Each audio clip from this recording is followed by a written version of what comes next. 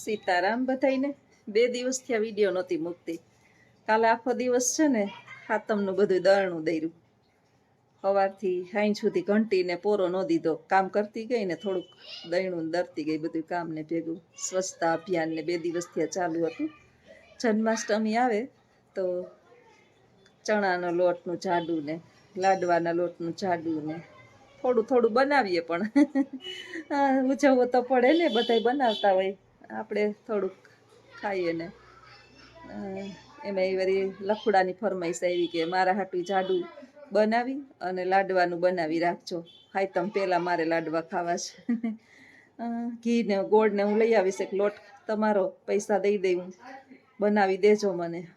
આપણું રાખતા હોય એટલે આપણે નાનું પાડી શકીએ. જોઈએ હવે ક્યારે બનાવું. દળાઈ ગયું કાલે 2 દિવસથી.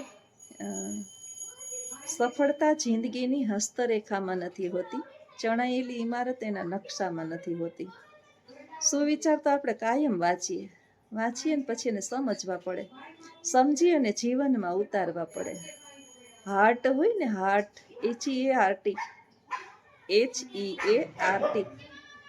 સરસ સ્પેલિંગને યાદ રાખજો, ભણેલા લગભગ અત્યારે બધાય છે. HEART, હાર્ટની અંદર H અને T વચ્ચે EAR આવે, ઈયર, કાન. કાન જે છે ને બધું જોજો, આપણે બોલવા માટે જે છે ને જીભ એક જ છે, પણ સાંભળવા માટે ઈશ્વરે કાન 2 આપ્યા છે. એટલે સાંભળીએ વધારે અને બોલીએ ઓછું. જીવનની અંદર આપણે એમ કહીએ ને કે આમ અપ્રતિમ સુખની પ્રાપ્તિ થાય. સાંભળા જેવું હોય ને બધું સંભળાય. ક્યારેક ક્યારેક આપણને એમ થાય ને કે છે બોલવું જ છે તો થોડુંક બોલાય, બહુ ઓછું બોલવાનું રાખીએ. જેટલું વધારે સાંભળશું ને એટલું, જો એવું જરૂરી નથી કે સાંભળીએ એ બધું આપણા જીવનની અંદર ઉતારીએ. આપને યોગ્ય લાગે એ ઉતારાય, અને આપને લાગુ ના પડતું હોય. ઈશ્વરે 2 કાન એટલા માટે જ આપ્યા છે કે એક કાનથી સાંભળી અને લાગુ પડે છે તો હાર્ટ અંદર જવા દઈએ, ના લાગુ પડે તો બીજા કાને કાઢી નાખીએ. બધું જે છે એ ડેટા અંદર ફિટ કરવાની જરૂર નથી. એટલે સફળતા જિંદગીની હસ્તરેખામાં, આપણે આપણા હાથને લઈ અને જ્યાં કોક કહેતું હોય ને કે આને હસ્તરેખા જોતા આવડે છે એટલે આપણા 2 હાથ ધરીને ઊભા હોય, એમાં નથી. હાથ નથી ને એ જીવનના ઘણા સફળતાના શિખરો સર કરી ચૂક્યા છે. પગ નથી ને એમાં તમે એક 9th અંદર હું પાઠ ભણાવતી ગુજરાતીની અંદર, અરુણિમા કરી, અને એક છોકરી હતી એ બહુ ઊંચા સપના સેવી, અને આ કાંઈ મરી નથી ગઈ હજી. કોણ બનેગા કરોડપતિમાં એને બોલાવી હતી, તમને યાદ હોય તો એ છોકરીનું પાઠ અત્યારે ભણવાની અંદર આવે છે કે 16-17 વર્ષની હતી. એટલે કોઈ ગેમ હતું, સ્પર્ધા રમતગમતની, એની અંદર એ ભાગ લેવા જતી હતી, અને રાત્રિનો સમય હતો. ખબર નહીં એના ઘરના લોકોએ એને એકલી કેમ મૂકી, પેલો તો પ્રશ્ન મને એ થયો હતો. હવે એ જાતી હશે ને રાત્રે જે છે એ સોનાની ચેન પાછી પહેરી હતી, અને એ ચેનને લૂંટવા માટે થઈ અને લૂંટેરા જે આવ્યા અને અરુણિમાને ધક્કો માર્યો, અને એ ટ્રેનમાંથી નીચે પડી ગઈ. ટ્રેનમાં એનો પગ કચડાઈ ગયો. રાત્રિનો સમય, કોણ ભાવ રાત્રે તો બધા સૂઈ ગયા હોય ટ્રેનની અંદર, એ સૌની જગ્યાએ, અને કદાચ કોઈને સાંભળ્યું હોય તો એ કહે કે અમારે શું. પણ આ એક તમને હું કિસ્સો કહું છું અરુણિમાનો. પછી આખો પગ કચડાઈ ગયો છે, એમને ચીસો પાડે છે, કોઈ મદદગાર નથી. આ બહુ ઝાઝા વર્ષ પહેલાંની વાત નથી. અત્યારે અરુણિમાની ઉંમર આપણા જેવડી છે, કદાચ આપણાથી નહીં નાની, કદાચ એવડી. અને એ પોતે જે છે એ કચડાયેલા પગની અંદર એમાં લોહી લુહાણ છે, એટલે ઉંદરડાઓ જે છે એને વધારે ખોતરે છે. પીડા અસહ્ય છે. સવાર પડી એટલે પેલા પાઇપલાઇન, તમને ખબર હોય તો પાણી ચેક કરવા માટે બધા રેલવેના મુસાફર પેલા કર્મચારીઓ આવતા હોય છે, એની નજર પડી. નાનું એવું જે જંકશન હતું ત્યાં એને હોસ્પિટલાઇઝ કરવામાં આવી. હવે તકલીફની વાત તો એ છે કે દુઃખમાં તો છે ને બહુ દુઃખ પડે. એટલે જે જગ્યાએ એને હોસ્પિટલાઇઝ કરી હતી ને ત્યાં જે એનેસ્થેસિયા, આપણે જે બેહોશ કરે ને, પગનું ઓપરેશન કરવાનું છે, એના પગ કાપવાનો છે, એના માટે થઈ અને એનેસ્થેસિયા એને આપવામાં આવે કે જેથી કરી અને એને પીડા ન થાય. એ દવાખાનામાં નથી. ત્યારે જોવો આ 17 વર્ષની છોકરી એમ કહે છે કે કાપી નાખો, હું નહીં ચીસ પાડું, હું સહન કરી લઈશ. એનેસ્થેસિયા ના હોય તો કાંઈ નહીં. મેં આખી રાત જે છે ને આ કચડાયેલા પગ અને ઉંદરના માર સહન કર્યા છે. પગનું ઓપરેશન થયું એનેસ્થેસિયા વિના. પછી એની જિંદગી જે રમતગમતમાં એનો જીવ હતો એ તો એની પૂર્ણ થઈ ગયો. બધા સગા સંબંધીઓને બધા આવ્યા ને બધા જે છે ઓલા કે ને કે બળતામાં ઘી હોમે એની જેમ કે અરે રે હવે આનાથી કાંઈ નહીં થાય, કાંઈ નહીં થાય. પરંતુ એ દીકરીએ એક સપન જોયું હતું કે રમતગમત નહીં રમાય તો કાંઈ નહીં, પણ હવેથી મારે નક્કી કરવું છે કે હું માઉન્ટ એવરેસ્ટનું શિખર સર કરીશ. એક પગે વિચારો કે આપણા જેવા જે છે બરફનો માઉન્ટ એવરેસ્ટ એટલે બરફનો, એણે એ સર કર્યું. અને બહુ મુશ્કેલીઓ પડી. બાટલો થઈ ગયો તો, બેભાન થઈ ગઈ હતી. એની વચ્ચે એનો જે સારથી એક આપે એની અંદર આપણને આ શિખર સર કરવા માટે આપણો ગાઈડ હોય, જે સર કરતા હોય એને ખબર હોય. એ કહે છે કે બેટા પાછી વળી જા, હવે મરી જાય તોય પછી પાછી વળતી નથી. અને પોતે જે છે એ એક પગથી, અને એક પગ તો એનો પેલો કે ને કે ફિટ કરેલો હતો, એમાંથી લોહી લુહાણ પગ હલી જાય છે. બરફમાં હાલવું સહેલી વાત નથી, બહુ અઘરું છે. અને એમાં એનો પગ લસરે છે ને પડે છે ને પડતી ભાંગતી પછડાતી બેભાન થઈ ગયેલી, પાછી ભાનમાં આવેલી. અને એ માઉન્ટ એવરેસ્ટને સર શિખરે ત્યાં ભારતનો રાષ્ટ્રધ્વજ લહેરાઈ આવે છે. આપણે કહીએ ને કે હિંમત આપણા મનથી, અંદર હિંમત હોય ને અંદર મનથી, એ માણસને જિંદગીની અંદર કોઈ હરાવી ન શકે. એટલે હાથની રેખાઓ બહુ ક્યાંય બતાવવા જાવી નહીં. હાથની રેખામાં કાંઈ નથી. આપણું મન મજબૂત હશે તો આપણને સફળતાના શિખર સર કરવામાં કોઈ રોકી શકશે નહીં. આ મનથી ભાંગેલાઓને કોઈ દિવસ ભગવાનની મદદ ન કરે. ચણાયેલી ઇમારત એના નકશામાં નથી હોતી. ઇમારત મોટા મોટા બંગલામાં કોઈ આપણને ચિતરીને આપે તો એ ચિતરેલી ઇમારત એ માત્ર ને માત્ર નકશામાં છે.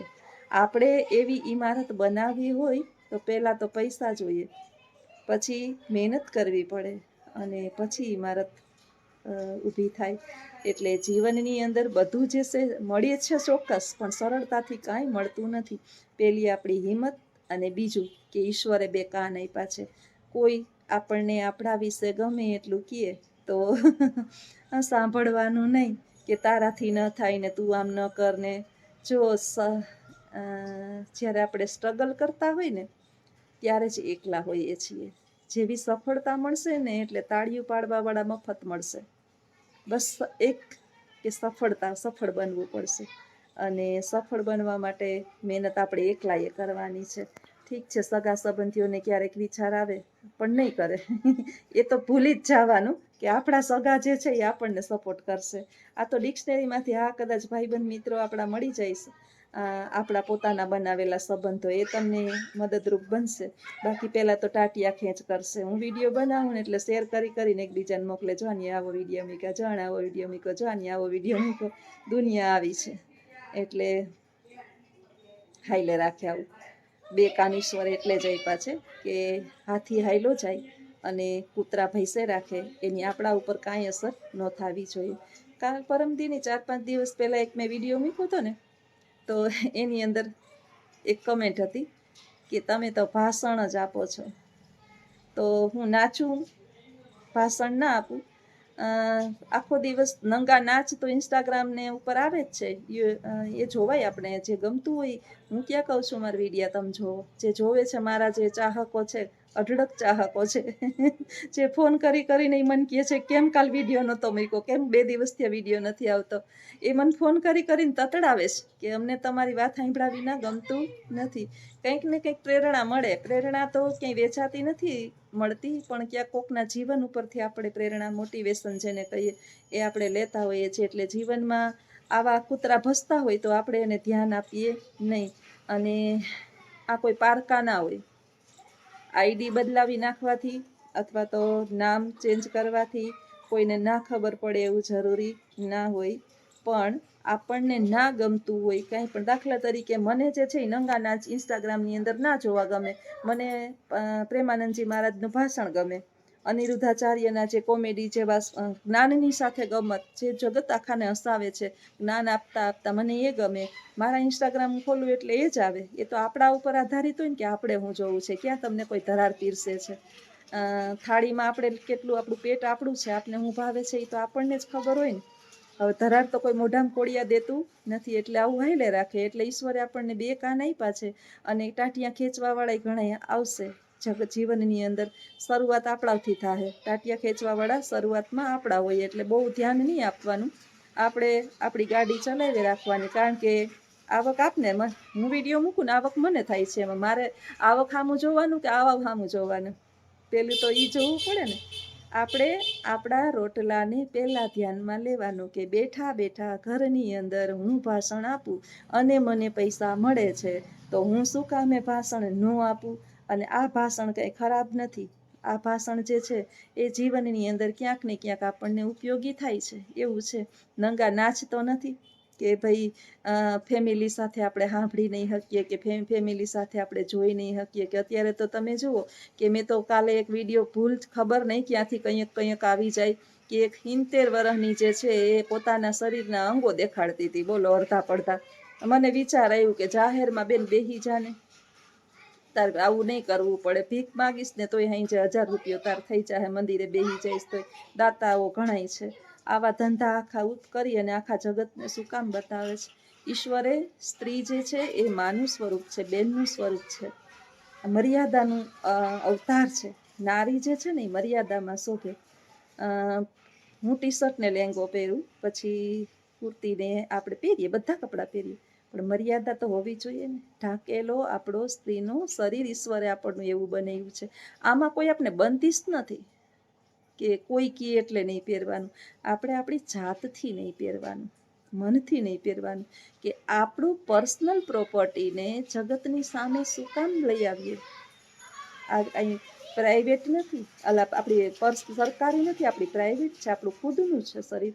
એનું પ્રદર્શન કરવા માટે શું જરૂર છે? વિડિયા હાલવા હોય તો હાલે ને, ન હાલે તો ગયા તેલ લેવા. બરાબર ને? એ નંગા નાચ જે છે એ આપણા જીવનમાં આવે નહીં. બાકી તો જેની જેવી વિચારસરણી. રસોઈના બધાય બનાવીને મૂકતા હોય, પછી પોતાના રોજિંદા જીવનના મૂકતા હોય કે હું ઉઠીને મેં હવે આ કર્યું ને હવે. હા ઠીક છે, ક્યારેક ફરવા ગયા હોય કે ક્યારેક કંઈક નવીન બનાવતા હોય, કે એવું કંઈક શાક બનાવતા હોય, કે એવું કંઈક આપણે વસ્તુ બનાવતા હોય કે ખરેખર બીજાઓને ક્યારેક ઉપયોગી થાય, તો આપણે વિડીયો એનો મૂકીએ તો બરાબર છે. અત્યારે બધું બધાને મળે છે, મારું અલગ છે કે મને મારા જીવનના અનુભવ છે. પછી હું જે ભણેલી છું સંસ્કૃતની અંદર, તો ક્યાંક ને ક્યાંક થોડી ઘણી માહિતી જે છે લોકો અજાણ હોય, અને મારા વિડીયાને પસંદ કરનારા અનેકો છે. આવા એક બે જે છે એ, અને આ સાચું કહું ને કે અજ્ઞાની હોય ને એને કોઈ દિવસ એક હાવ કાંઈ જાણતા હોય ને એને તમે જ્ઞાન આપી શકો. એક જે જાણવા માંગતા હોય ને એને તમે આપી શકો. પણ અધકચરા જે છે ને, અધકચરા એ બહુ છલકાતા હોય. આપણે કહીએ ને કે સંપૂર્ણ કુંભો ન કરોતી શબ્દમ અર્ધઘટકોસ્મિતિનું નામ. આવું છે બધું. એટલે આવા હામ હું તો જરાય ધ્યાન જ નથી આપતી. કેદીનું મૂકી દીધું. લગભગ 5 વર્ષ થયા તો હાવ ગમે એ મને કહે ને મગજ ઉપર લેવાનું જ નહીં તો જીવવા ન દે. આ બધું મેં પહેલાં બહુ મગજ ઉપર લીધું હતું ને, એમાં મારું શરીર જે છે ને એની પથારી ફરી ગઈ હતી કે જરાક કંઈક કેમ તહાડી આખી રાત નીંદર ન આવે. હવે મૂકી દીધું. ઈશ્વરે એક જ જિંદગી આપી છે, અને આ જ જિંદગીમાં ઓલીએ ફલાણીએ કીધું, ઢીકડું ને આમ કહેતું હતું ને ઓલી આમ કહેતું હતું ને, એના પુરાવા દેવાને સાબિતીઓ આપ્યું, સાચા ખોટા કરવાનું, કોણ સાચું ને કોણ ખોટું, એ સાચા ને આપણે ખોટા એમ સાબિત નક્કી કરીને મનની અંદર નક્કી કરી લેવાનું તમે બધા સાચા છો. આપણે કંઈ સબૂતું બબૂતું સાબિતીઓને આપવી નથી. તમે તમારું જીવન જીવો, આપણે આપણું જીવન જીવીએ, મજા છે, ટેસ્ટથી શાંતિથી જીવીએ અને બીજાને જીવવા દઈએ. તો આવજો બધાય. સીતારામ.